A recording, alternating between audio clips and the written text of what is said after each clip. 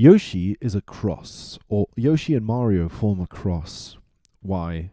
Because Mario is vertical and Yoshi is horizontal. Together, they form a sort of cross where the top part of Mario's body is on the top, the bottom part of Yoshi's body, his legs, are on the bottom, and then the whole of Yoshi's horizontal body create this cross shape. It's very visible in the first drafts that Shigeru Miyamoto made of what this pair of units should look like, what Yoshi and Mario should look like together. The first draft was designed as a cross, and I think that it's the meeting between these two elements that creates a cross, that creates a center, a central position. And I have this sort of question in my head recently, which is, could this have something to do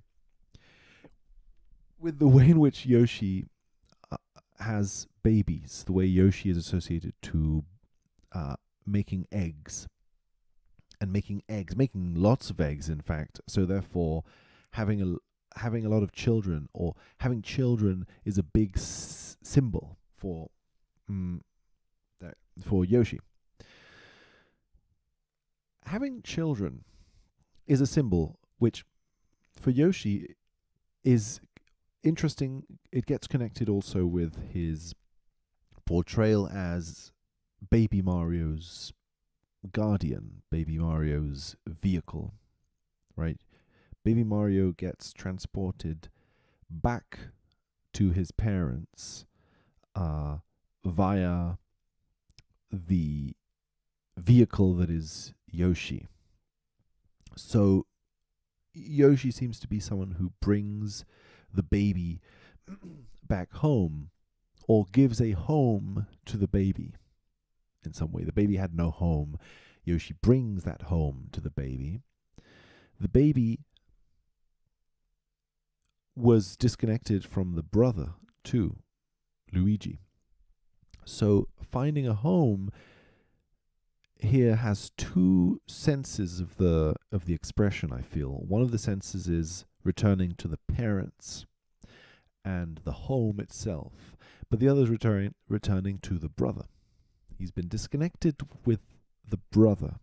So the brother is something that connects with him and then becomes this whole picture that the game is trying to establish. But Yoshi creates eggs, lays eggs, basically. We never see these eggs hatch, but there's always the potentiality of Yoshi having ammunition of egg creating, which has something to do with laying eggs, setting eggs, and therefore having children. Yoshi has something to do with having children, and Mario is the child. Baby Mario in this case. And so there is, I think, implicit in the Yoshi story idea, the idea that Baby Mario is Baby Mario, that it's Mario when Mario was a baby. I think that's implied in that story. You could say Baby Mario is a different story from Mario, and a different character, and of course Baby Mario and Mario share the screen in many occasions. But I think they are created as the same character, as simply like the initial stages of Mario, and that therefore it's some sort of a story, an origin story for him, which might also explain his relationship to Yoshi, why he even knows Yoshi, what does he know Yoshi from, right? Because it is established in previous games, in Super Mario World, I suppose. Was that the only one? It is established in Super Mario World that, yeah, of course, Super Mario World was the first one, that Yoshi is Mario's vehicle, that Yoshi and Mario have known each other for a while, one would suppose. It's funny also how then Yoshi was meant to be Mario's steed from the very beginning. This was like an idea that was very early, very original to the birth of Mario. We have sketches of this idea, right? But it couldn't be implemented until the technology was better. And also, it seems like it couldn't be implemented until Mario could really like do something with Yoshi. If Yoshi was nothing more than some extra pixels on Mario's sprite, that wasn't very fun. That doesn't seem to be what Nintendo wanted to create. The whole point was to have Yoshi be a whole set of activities that Mario couldn't perform before. Mario couldn't jump so high. He couldn't maybe reach out so far. There's something that Yoshi allows him to extend his body further and to go to further places. So, of course, the exploration of a world becomes important. If Yoshi has to have any meaning in the Nintendo saga, it has to have some meaning as something that extends Mario's abilities in order to explore worlds that he couldn't explore before. If you're just going to make the same kind of game that you'd made before in the Mario Brothers games, you didn't really need Yoshi because Mario could do all that on his own. All the stuff that he does in the Mario Brothers games, he can and just does on his own. So he needs a big world to explore. I think this is where this enters the picture. The fact that Yoshi is associated to a big world. A big world is part of Yoshi's story, you could say, right? Yoshi appears because there's a big world. Mario explores a world, and this world, the exploration of this world, has something to do with Mario's relationship with Yoshi. This world in the Super Mario World, I think, is literally called Dinosaur Island, isn't it? You could say this is maybe just a way, an excuse to introduce Yoshi's character into the saga, because we already are there. So you don't need to introduce Yoshi if Yoshi already lives there. We're in the land where Yoshi lives. But it also suggests that Dinosaur World, Dinosaur Island, is the place where Mario can do all of this exploration. He can do it and must do it in Dinosaur Island. So what he's exploring, it's not so... See, the thing is, it's not just that Yoshi is helping him explore the world, an abstract notion of the world, but that the world that he's exploring is Dinosaur Island. It's a world relative to dinosaurs. Or another way of saying it would be, it's a world that has something to do with Yoshi. So Yoshi is the way in which Mario can explore Yoshi's world. So there's some sort of union between Yoshi and Yoshi's world. Yoshi's world and Yoshi are both necessary at the same time. They both appear at the same time.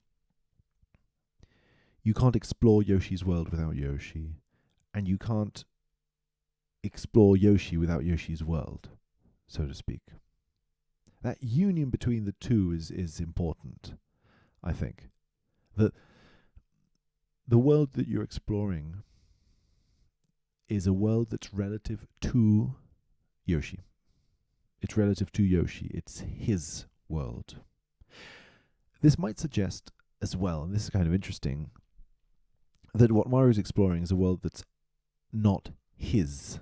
It's not his world. It's not Mario's world. It's not the Mushroom Kingdom. Or maybe it is within the Mushroom Kingdom, but he's not exploring a known world that's his. Yeah, you know, let's say it's not the Mushroom Kingdom. It's called Dinosaur Island or whatever it's called. So the exploration of Yoshi's world is an exploration of a world that's alien to Mario. It's unknown. And Mario just came from a brief period of exploring alien worlds. He enters into the world of Super Mario Land, which involves him exploring unknown worlds. The idea of mysterious different worlds associated with Earth mysteries of different kinds, like the pyramids and Easter Island and the Bermuda Triangle and all this mystery stuff. So that's already a strange association between Mario and like occult and esoterica.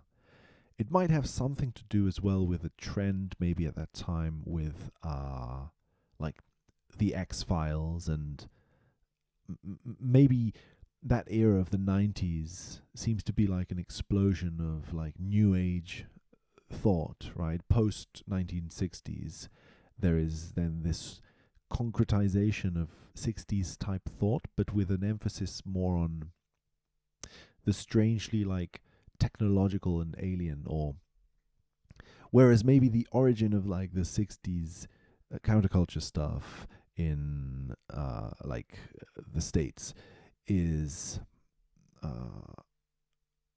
and other countries in the world, it seems to be centered around a sort of, as I see it at least, some sort of a spirituality that's more it's more earth-based somehow, I think. It's much more about returning to earth. You go and live in a commune. You go and live in earth. You go back into the trees and you connect with Mother Nature. That's something that I associate to like 60s type spirituality. And then something happens throughout from 60s to 80s to 90s. Something in that, it becomes a more mainstream expression that has more to do with aliens and crystals, sacred geometries, strange kind of far out esoteric occult stuff that's not so much about connecting with Earth, but the opposite, connecting with the sky, returning to the aliens, returning to the ether, returning to whatever is outside of the Matrix. I mean, the Matrix obviously is released at that time. That's maybe a minor point.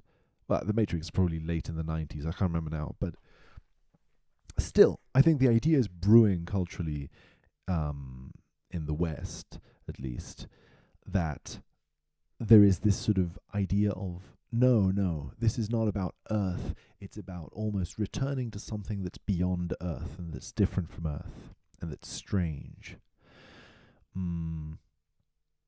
And so I think that Mario drinks from that in some way. And this might have been also an association with like, well, we can go deep into the weird occult new age stuff, so maybe let's not for this video. But yeah, I think that Mario's exploring the unknown, the occult in some way. And Yoshi's story seems to have something to do with that. Yoshi's world is a world of exploring the unknown. It's a world in some way also that seems to be different from the world of humanoid figures that Mario lives in. Because Mario lives in a world... Mario obviously... My camera broke. Is this working? So... Right, the Mushroom Kingdom is mostly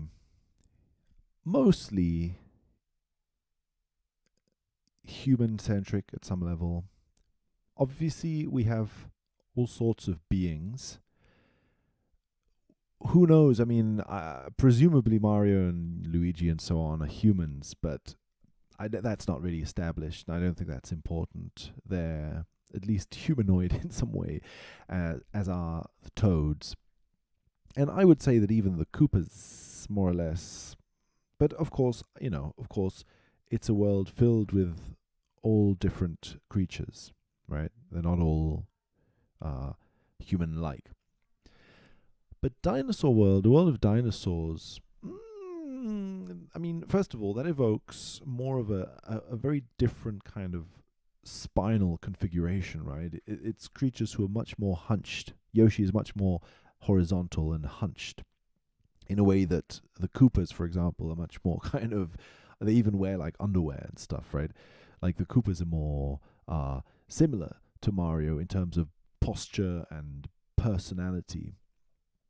Yoshi is like, I think, something that's bodily very different, and therefore maybe explores the body in different ways than Mario usually does. And of course, I think that it's fair to say that a dinosaur or a dragon evokes a stage of human world that's very unknown to us, to humans, right? Humans were not around with when there were dinosaurs. So dinosaurs are something very old from the distant past. It feels really as if that's part of what Mario's exploring. Mario's exploring something that's very old. In fact, all of the esoterica of Super Mario Land implies that as well. It's old stuff. You got the pyramids, you got Easter Island, you got like ancient Chinese traditions, I think, is something in that game. And I'm not now sure what other things. Bermuda Triangle, an alien. But right, so there's that esoteric association between the old and the new. On the one hand, there's this technological view of like the alien, but it's also an ancient alien because it's connected to the pyramids and it's connected to old secrets on planet Earth. But these secrets on planet Earth are secrets that presumably human beings now in the 90s weren't aware of, right? That's why they're secrets, because it's stuff that's really distant, old in the past. I think that's what it evokes symbolically, right? It's this secret that's hidden in the past. It's so deep in the past that present-day humans aren't aware of it. They're disconnected from it. But it speaks to us. It has some connection to deep modernity. I think that's part of the whole ancient aliens kind of idea or trope, is the idea that something extremely ancient could have extreme relevance to modern day pursuits, technological pursuits, and so on. It's almost like it's like a desire for a recontact with, not with nature, but with history, perhaps, with the past. So, that's intriguing, right? Because it also suggests that perhaps it's more to do with time. Whereas perhaps maybe if I'm going to do this read between the 60s and the 90s, if the 60s had more to do with connecting with nature, I think they had more to do with connecting with space, with the here and now. And perhaps the 90s have more to do with connecting with the past and the future. Right, the future are aliens. The past is ancient mysteries. But neither of them are now. Right? It's time and space, but in its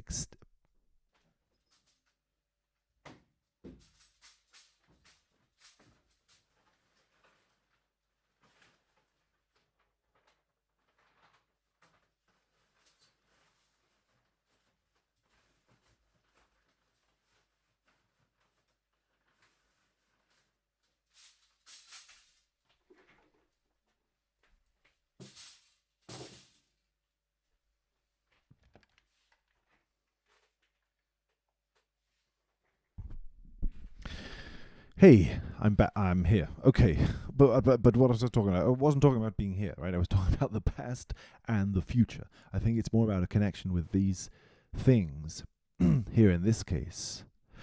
And so, what's intriguing? Many things are intriguing about this, but I would maybe like to look again at this issue of the childbirth, because precisely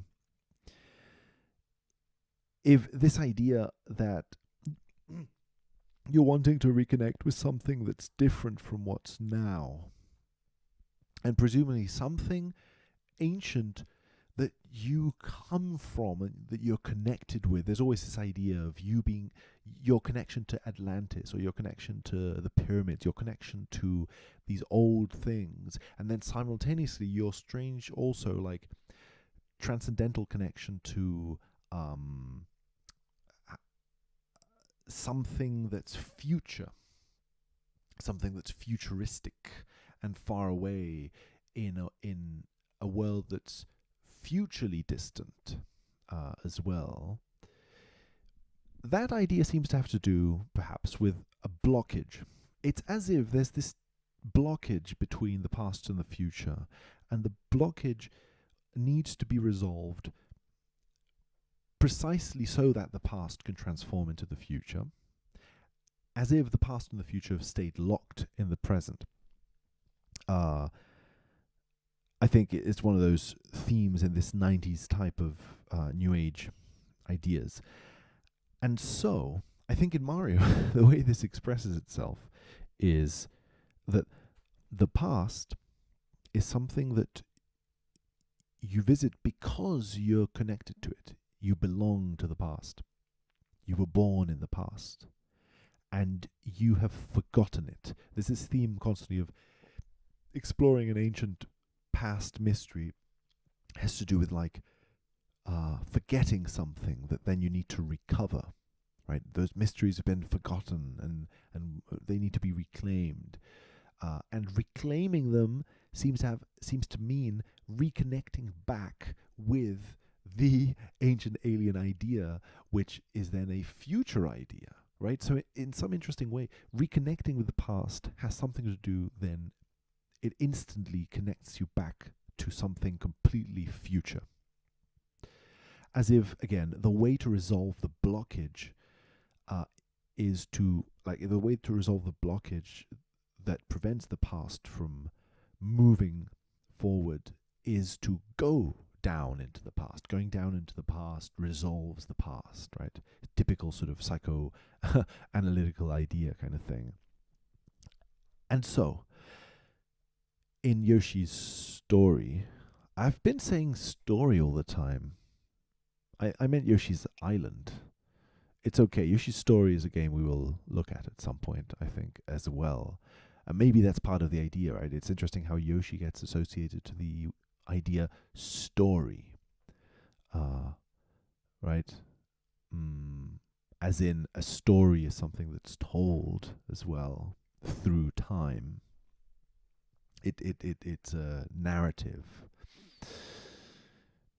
But so Yoshi's childbirthing qualities seem to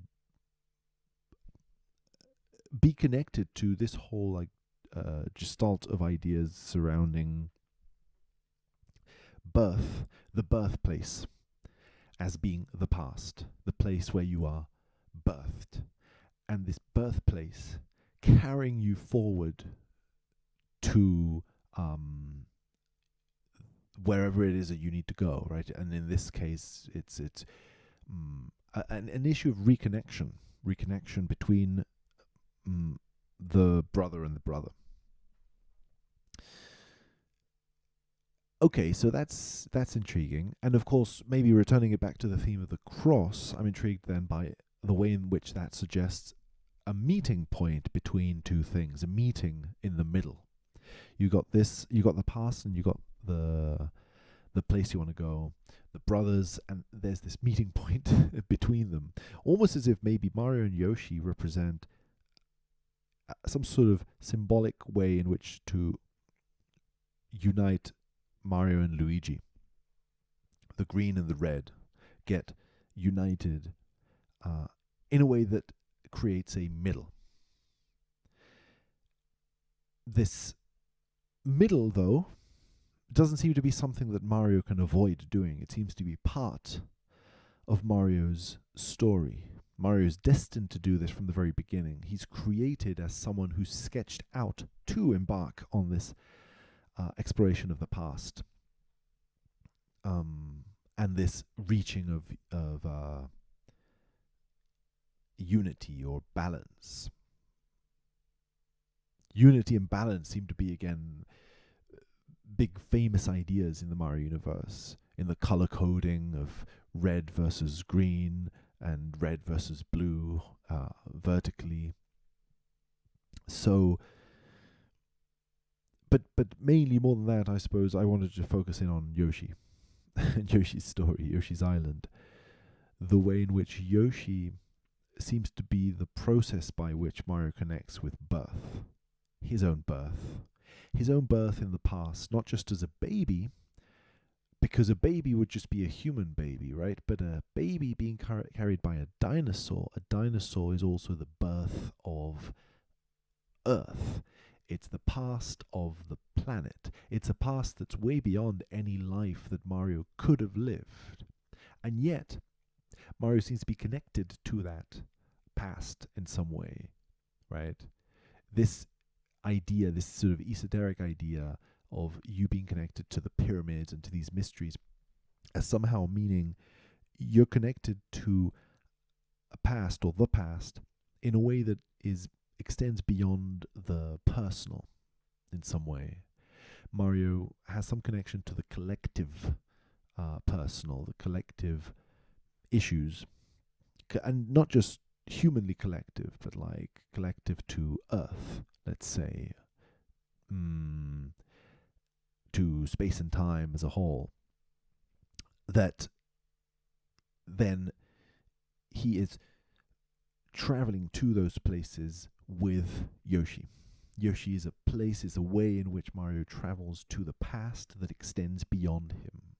And precisely that's why I think it extends his body. Yoshi, it extends his body because that's what it is. Yoshi is an extension of the body. An extension of the body being not Mario's body, but Mario's body beyond his body. That is to say, that I think Yoshi, what we're dealing with here, is not like a superhuman charging of the body. It's not that Mario gets superhuman abilities. I mean, in the game he does. But I think what that means at some level, like what Yoshi is providing to the story, is an extension of the body in the sense of a reconnection between the body and its outside, the things that are outside it in space and in time. So things that are beyond the body in space and in time, things that are so deep into the past that the body couldn't have seen them, things that are so deep into the distant lands in space that the body couldn't have reached them. There's a sort of remote connection with the past and the future and the other areas of space, a widening world, let's say, Mario world, that then seems to be part of why Yoshi exists in such a deep communication with Mario. The dinosaur, you're connecting with the dinosaur part of the world, the really old part of the world. Funnily, right, it gets, Yoshi's story gets represented in these crayon drawings, like these are drawings done by a child. So it's also art from the past, art that's been drawn by the child who's in the past. You're recovering that art by exploring it with Yoshi. You're exploring the paintings of the past. In some way, right, Yoshi's Island is a big painting, just as in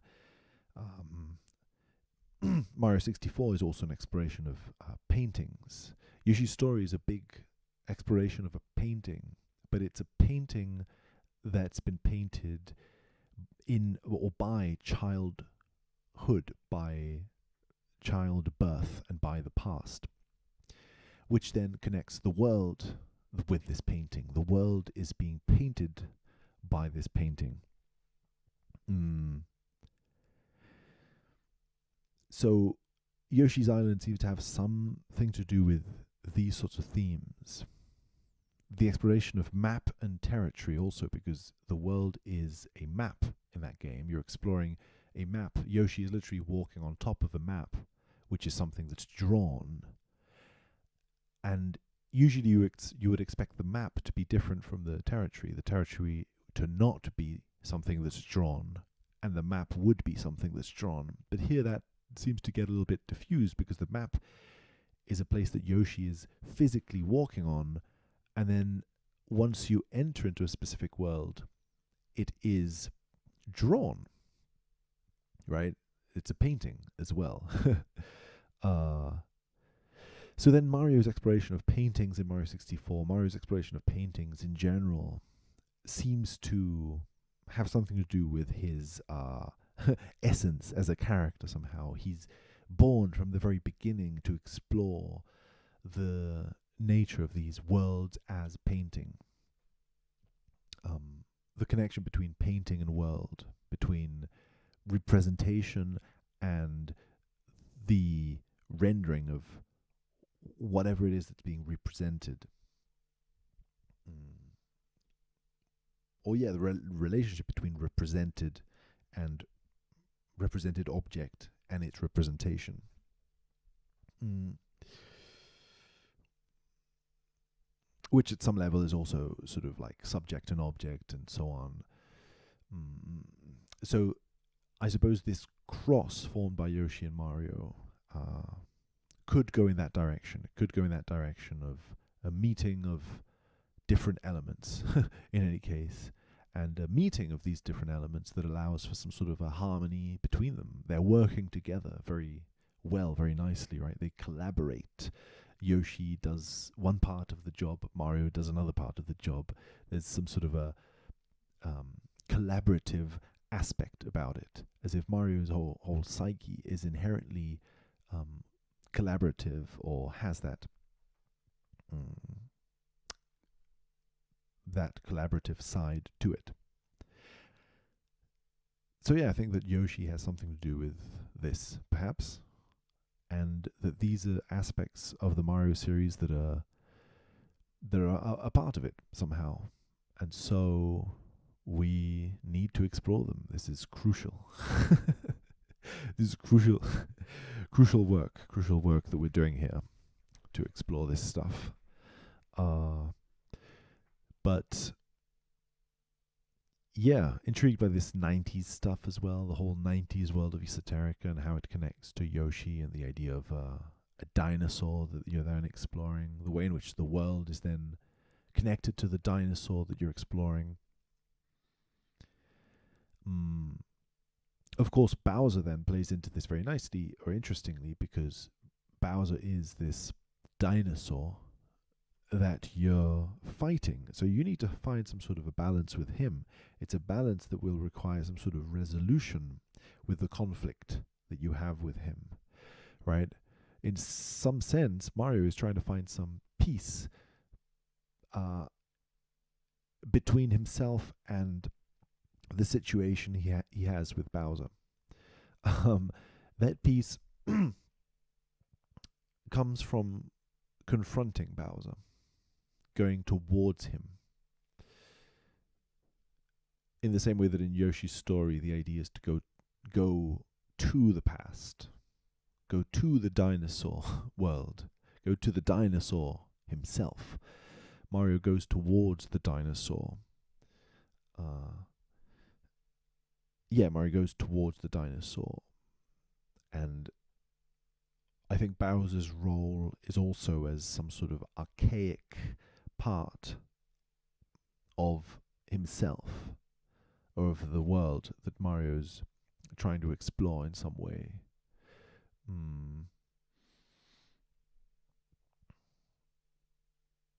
And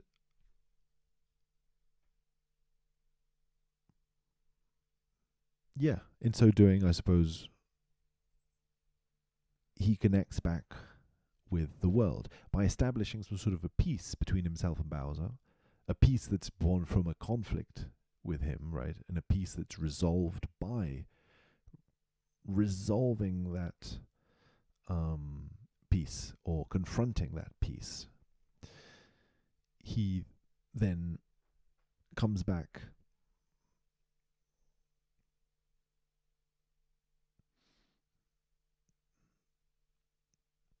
I don't know. it's funny the way this union with the turtle, with the dinosaur, with the lizardy green sort of creature is deep in the heart of Mario's story, and that precisely then, like, he has a brother who's green colored as well, and evoking someone who's never on the adventure. Luigi's is like sort of on the sidelines. Excuse me, just as baby Mario can't meet baby Luigi either.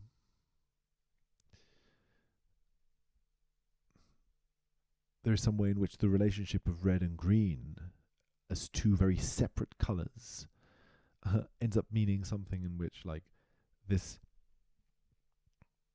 separateness between them is inherent to the story. One of them is away, one of them is in the adventure.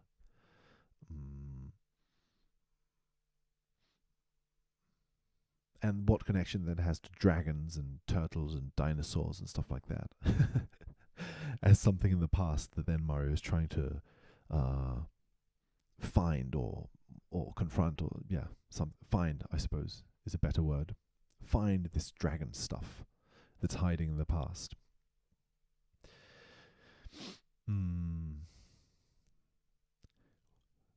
Well, I don't know. That's probably enough. Yeah, good enough. Oh, my mouse. Okay.